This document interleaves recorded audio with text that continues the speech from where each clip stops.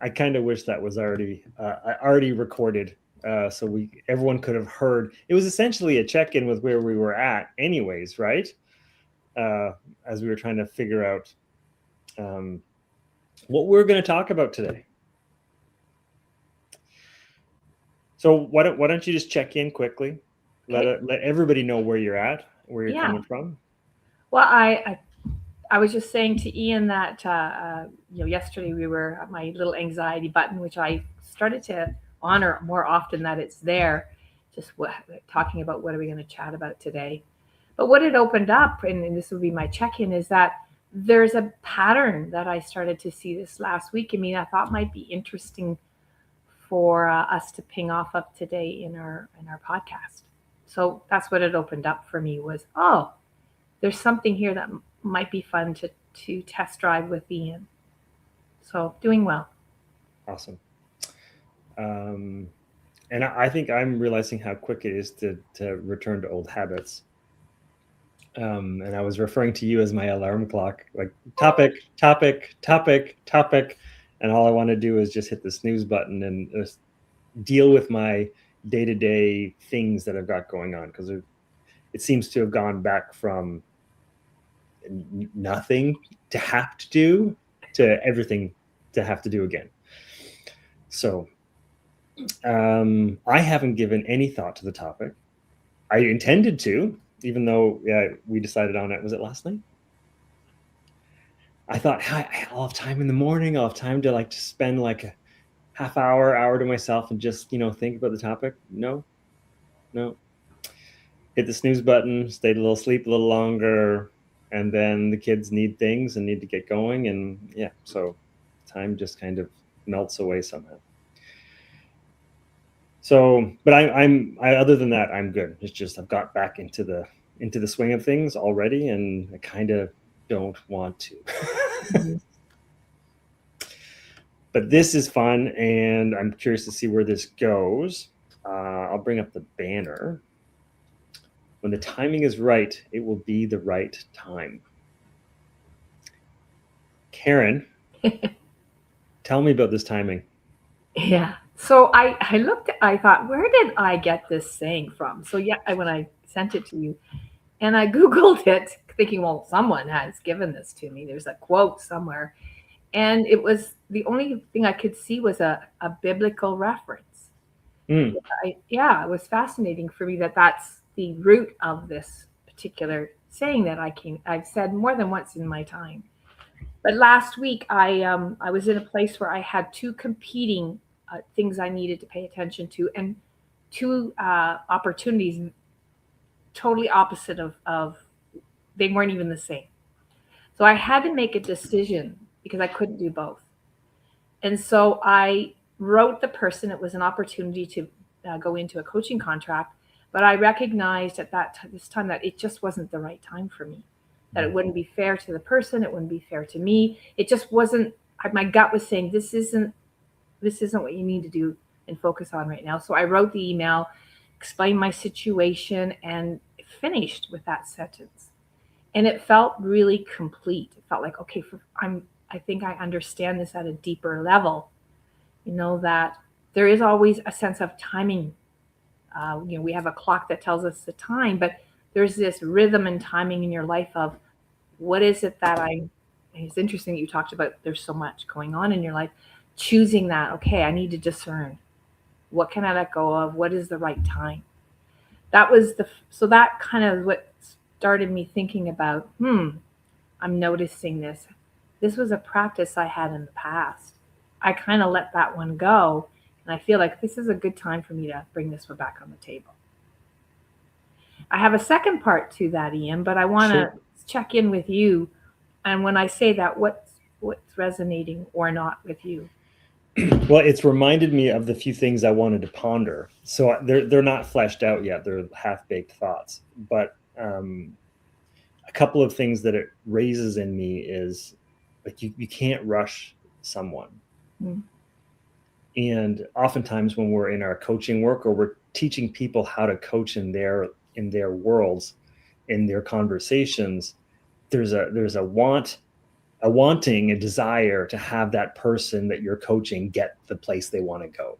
So you want to help them get there. So there's like a leading and a pressing and a pushing and a drive for action often, especially when we're new at this.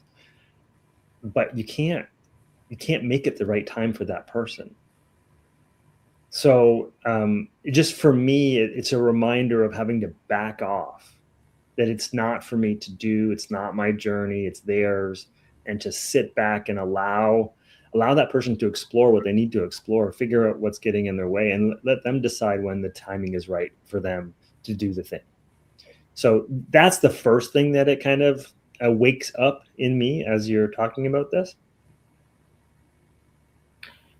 And that was something that I was thinking about and hooking it into when we're in conversations with someone who is, really wanting to make something happen. And we may bring a coaching lens into the conversation, is that even if they feel it's the right time, it might not happen because it might not be the right time. And that sounds like I said the same thing twice. I heard the difference. I can't explain it, but I heard it. Yeah. So that's the recognizing, and you said this, we say this a lot, that it's their journey. So it may be absolutely the right thing for them right in that moment. But when we leave the conversation and life presents itself to us, which is what happened last week, I had this original offer ahead of the second one that came. So, I had to discern a right decision for myself because of the scenarios. So yeah, recognizing that things change. We're in a fluid moment. Things are always moving, which is the second thing I wanted to bring into this. 13 years ago, Ian, I went back to in what? time. What? Yes, 13 years ago. I went to Cape Cod with my best friend, Sylvie Lapointe, and we spent a week with a woman named Margaret Wheatley. And the program we went into was being comfortable with uncertainty. And, there were lots of things that we got to deepen our understanding around and practice. But the one thing that she put up on the board that really has stayed with me, and I think you and I have embodied this as well as partners, is the idea of following the energy of yes. Are you reading my notes as you're talking? Okay, oh, really? Yeah, keep going. So cool. Well, I'm not surprised, honestly, given the work we do, given the risk of uncertainty we live in when we're developing and designing and trying to, make an impact in the world.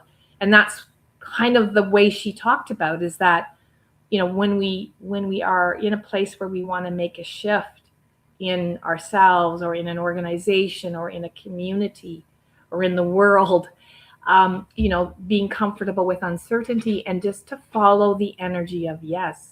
Because so often we have something and we're pushing it through, the energy of pushing. And oh man, was I guilty of that 13 years ago. Still am to a certain degree these days. How old habits die hard. Something I really was passionate about. And what I learned is that sometimes it's not the right time. But if you follow the energy of yes, you will be invited on a path somewhere when it's the right time. So, being that idea that it takes time and there's a timing of something. And so that was really helpful for me as a person that was trying to mobilize a change inside of a system and was being met with some resistance or some no's. And it was also giving me some wise discernment. Maybe this isn't the perfectly right. Maybe I need to let go and kind of follow the energy of yes and stay curious. So it taught me a whole bunch of different skills. So I'm reminded that saying, and isn't it interesting? We talk about metaphors, and I've told you that words resonate more with me from a metaphorical. Yeah. So following the energy of yes is something that I've been able to remember, and it has some impact on how I perceive or hold space or look at change. Yes. You stopped on a spot that has me flummoxed a little bit, but okay. we're on the same track. I think we're living a journey like that now. I think with the work that we had started to do, where those who are watching this are pretty familiar with it now. I think where we wanted to deliver bite-sized learning pieces that we could deliver in a 60-minute kind of block and help deepen learning and go deeper into the practices of coaching. And I don't think we had enough information and experience to launch a program like that. So we just started doing it one at a time, learn, grow, do, learn, grow, do, learn, grow, do. And now some people are coming back to us kind of asking for this kind of work. So even though we didn't know the full trajectory of how things were going to work, we had some things to learn and to develop and to build before we'd be really ready to deliver a program like this. And it's about following that energy, because you don't know the steps that are taking place in the background. We don't have a window into everybody's world. We only have our view of it. So we prepare and develop what we want to do. And when the timing is right, that opportunity will present itself. And we've planted other seeds. I know we've done it. People have come and said, hey, can we do something? I'm like, yeah, cool. Here, this is what we'd like to do. Here's what we think would help you. And then you give it away. You hope it comes back, but you don't know when the right time will be for everybody. What came up for me is, and it's not in your control. So Yeah. often, right? So the energy of yes takes the trust that you just follow energy versus pushing energy. Mm-hmm. And it's trusting it'll steer you in the direction that the energy wants you to go. It's kind of a weird metaphor of saying it, but energy is energy, what we're talking about. When we create space, we're bringing energy into a room, people's energy, our energy. So the following of energy, like you can talk about of yes, is just noticing it, being less about and I mean, hey, I've pushed my agenda many times, still do, and I see, I did it again, and it didn't go so well. I think that's natural. I think that's natural though, because we want we're wanting that thing. Yeah. There's a desire and a belief and a hope that this is the thing that we want to do and want to try, and we want to make it happen. So we push a little bit. And I don't think there's anything wrong with trying that avenue, but when you realize that the energy's not sustaining it and keeping it going or making it move fairly easily through, I think that's your invitation to back off and let it develop a bit more. Sorry for cutting you off. No, that's fine. Or just trying something different. Like it can open up possibilities if you're aware that this energy isn't flowing in an energy of yes. So pausing and kind of taking in, which is, we talk about in coaching the importance of pause, so that we can register what's going on in me, what's going on out here, and to be able to calibrate that. And I remember, and so what I talk about, when the timing is right, it'll be the right time. When I've said no to something that I really wanted, I've seen it over and over again, is I didn't know at the time that was the reason why I knew I needed to say no, the situation. It's later when I look back, I can say, oh, now I know why it was important that I said no. Or on the other extreme, oh, that was really important that I said yes. So right timing is happening all the time in our lives.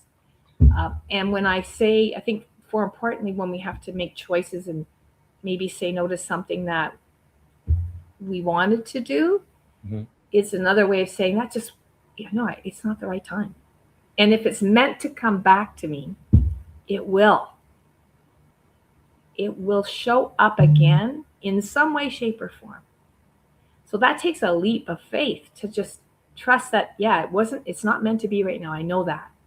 And if it's meant to be, it will come back to me. And Ian, I've seen that happen over and over and over again in my time. I know this has happened in my life, and if I had thought about this a little bit earlier, I'm sure I'd have a few different examples. Do you have one that you can share that you're comfortable sharing? Oh. I'm comfortable sharing. I want to pick one that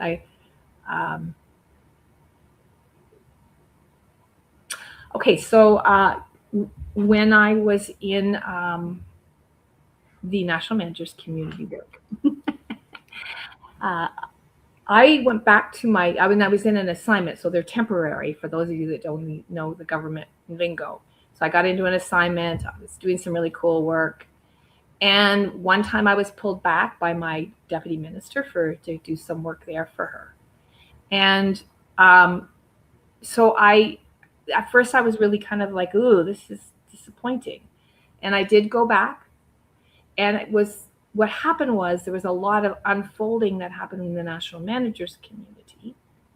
And sure enough, a year and a half later, there was a right time for me to come back in.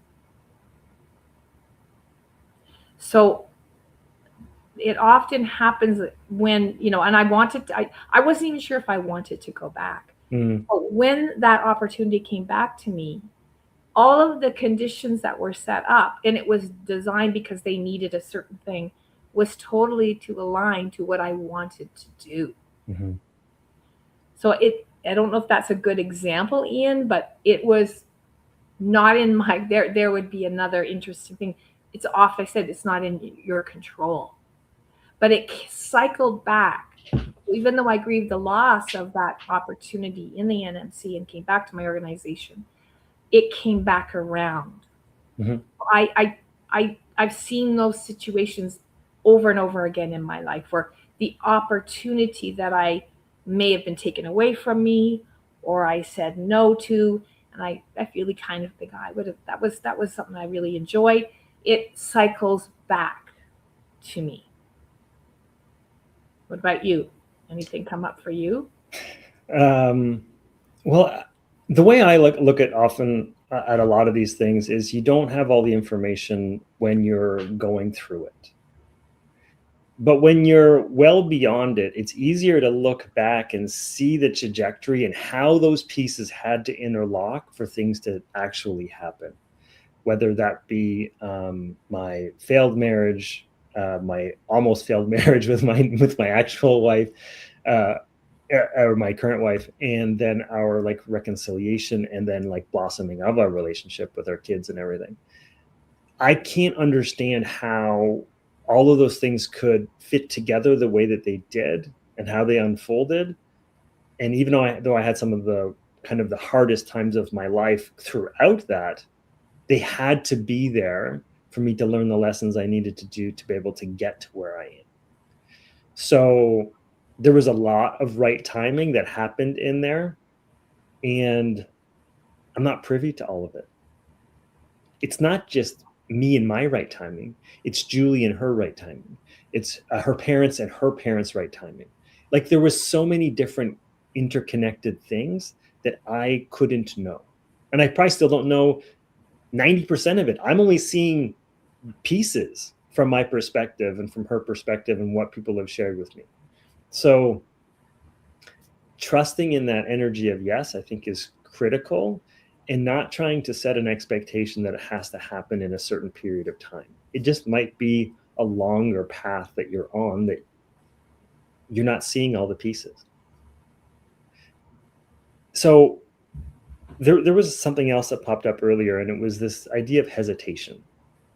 Like you're provided with an opportunity and you're like, I don't know.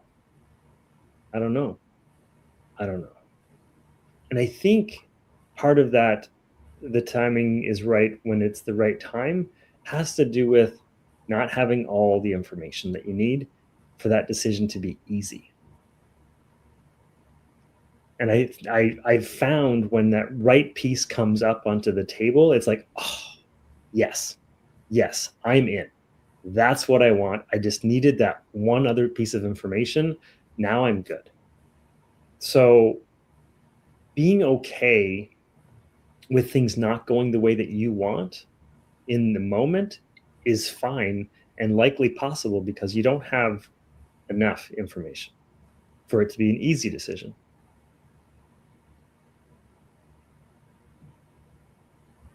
And linking it to when we're practicing with someone who has a topic they're trying to mobilize. And we've talked about this in other podcasts that whether you're the coach or the coachee, whatever role you're in, is that letting it have time afterwards. That a coaching conversation doesn't mean it's all finished. And so that processing time to allow, like you just said, that maybe it feels complete, but there's some pieces that might be missing. So when something, two things, either when we're not doing anything about it, it happens. I've been coached many times and not even done a thing after, immediately after, a month after, 6 months after. But there has been many times in the topics that I've brought forth that matter to me, that it's now all of a sudden it's there and it's the right time. Yep. And it could be just my situation in my life, my energy and how I feel. I've gotten now all the pieces of the puzzle are finally fitting together. All the right people have showed up, the right environments there. There could be multiple reasons of why right now that topic that I got coached on a year ago that I did nothing with is now percolating up, and it makes sense to mobilize it now. Mm-hmm. It's the right time. So when we talk about this in the peer coaching circles, or even for coaching somebody, going back, how did it go? Have you done anything about it? Is actually not necessarily, I would say, isn't a productive. Good step for you. Because, it takes time to embody and discern and all the pieces to come together. Because we brought a piece of our life into the topic that's important, and there are maybe 14 other things that are important too. So just that awareness that, it takes the right time is whenever it emerges. And so feeling the pressure as a coachee when you come back, I better do something about that. I mean, I got coached on it, blah, blah, blah. That can be very overwhelming versus, okay, that was really good. I got a lot in here, and I'm going to, see where this goes for myself. You don't lose. This is what's kind of cool, I find, about these kinds of conversations. They stay with you. There's something that gets in there, that sticks around. Mm-hmm. And it at some point in time, or it will start to like, oh, this is why that topic was important, and this is the scenario, and this is why right now this fits right now. I need to pay attention to this now. Right time. I have a puzzle board out here, and this might be a really weird analogy, but it's like there's the pieces that you can see and that you can touch that make sense, but then there's like invisible pieces, the parts that are what you feel or what is what needs to be processed, or even pieces that other people are putting on the board that you're like, it's part of a different puzzle. I don't even know how this one fits in yet. Maybe it's a 3D puzzle. I don't know. It's just, there's so many other components that you can't connect now, but it's not until you have enough pieces on the board that you can start to see how things start to fit together. So it can be a challenge, especially for a coach who wants to see results and wants, I want that reference, I did a good job, I helped them out, but there's too many unknowns. So we have to be able to be okay letting go and knowing this is this person's journey. They are on their path. They're coming to you for support, and you're there to help them uncover the next piece without any expectation that they've got maybe 30 more pieces they've got to put together before it makes any sense. But it's their journey. It's not yours. 100%. And they will know when it's the right time. That's the thing. Well, I mean, that would be, it's important that this is not about, it's your right time, Ian. Go get him, Tony Robbins. I just love the how it feels when I say it to me, especially when I'm choosing not to do something, or when I'm choosing to do something. Because sometimes the things I'm doing may not be something that excites me enthusiastically, gets me all wild up. I can hardly wait to get this going. But it is the right time, and it helps me understand that it's where I need to be and what I need to pay attention to for now. Mm-hmm. I don't know why this incited this, and maybe you can help me work through it quickly. When I'm coaching somebody, I'll often get inspiration to share a specific metaphor, or maybe it's a little piece of advice, or maybe it's a story from my life that I think will support them, and I'll drop it in there to see if it supports them. And there's no there's not a script for throwing that in there. It's just like a little, oh, I feel like I need to share this. Are you okay if I share this? And then I share it. And 99.9% of the time, it's of value to that person. But I can't plan to put that thing in there and give it to them, and that'll be the thing. I just know now is the time, and I'll share the thing. So do you know what that is? Well, the first thing came up for me is that you said, I don't know if it's, so it's going in. That's that interesting that I talked about. The program was called Comfortable with Uncertainty. So you're comfortable, but this makes sense. I feel it might be of value, but it's always about not being attached to it. Mm. And if it resonates with them and it's a gift to them, great. If it actually does the opposite, that doesn't really land for me, it might move them towards something that does land for them. Mm. And I said that I'll say this many times: when you're very present, and then I know you live, your gift is your deep intuition and ability to listen through that. That's a generous offer of care. It isn't done from an egocentric place. I'm a know-it-all place, or I know what you need to hear. It just comes from this deep intuitive knowing that you feel. So yeah, I have that myself when I'm fully present. My voice even changes. It's deeper. It's down in my belly where my intuition is. Well, it's a generous gift that you give people, and that's what it is. It's a gift. You'll do this often. I don't know if you do this often or not, but in a conversation, you might ask a question, something like why now, or something like, or do you have to do anything now, or something like that. Usually it's open, not closed, but anyway, something like that's like, oh, why do I have to do something now? So it's almost like that permission to be able to I don't have to force it. I don't have to make it happen. I can maybe just be in it, and then I'll get my answer.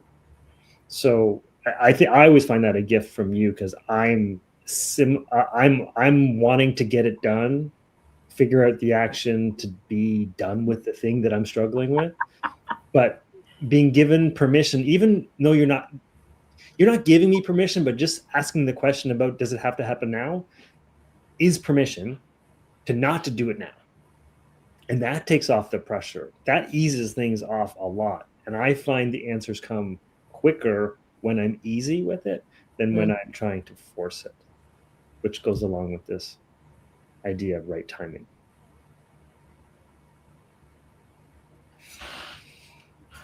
Cool topic. Yeah, it was. Thanks for letting me play with you. Always good. Always good. Do you have a last thought? No, I'm good. I feel, just reminding myself that, things come in the right time. Awesome. Thank you for not sharing your final thought. Good job. All right. Take care, everybody. We'll see you all next week. Bye. Bye.